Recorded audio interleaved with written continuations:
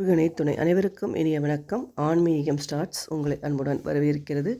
பதிவு திருப்பாவை பாசுரம் பாடல் 5 பொருள் விளக்கம்.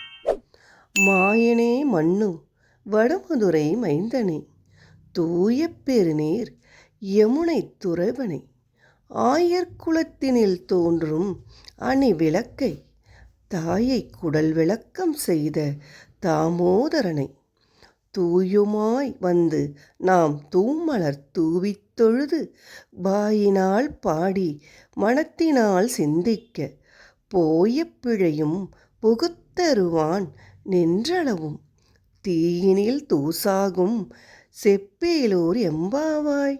பொருள்: வியப்புக்குரிய செயல்களை செய்பவனும் பகவானும் மதுராபுரியில் அவதரித்தவனும் பெருகி ஓடும் தூய்மையான நீரை கொண்ட யமுனை நதிக்கரையில் விளையாடி மகிழ்ந்தவனும், ஆயர் குலத்தில் பிறந்த அழகிய விளக்கு போன்றவனும், தேவகி தாயாரின் வயிற்றுக்கு பெருமை அளித்தவனும், இவனது தேஷ்டை பொறுக்காத யசோதை தாயிடுப்பில் கயிறை கட்ட அது அழுத்தியதால் ஏற்பட்ட தழும்பை உடையவனும் ஆன எங்கள் கண்ணனை நாங்கள் தூய்மையாக நீராடி மனம் வீசும் மலர்களுடன் காண புறப்படுவோம்.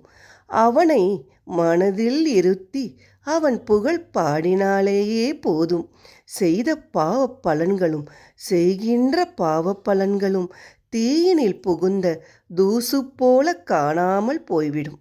விளக்கம்: உன்னை பெற்றதனால் அவள் மற்றவராலேயே போற்றப்பட வேண்டும் என்பது ஒரு தாய்க்கு பிள்ளை செய்ய வேண்டிய கடமை.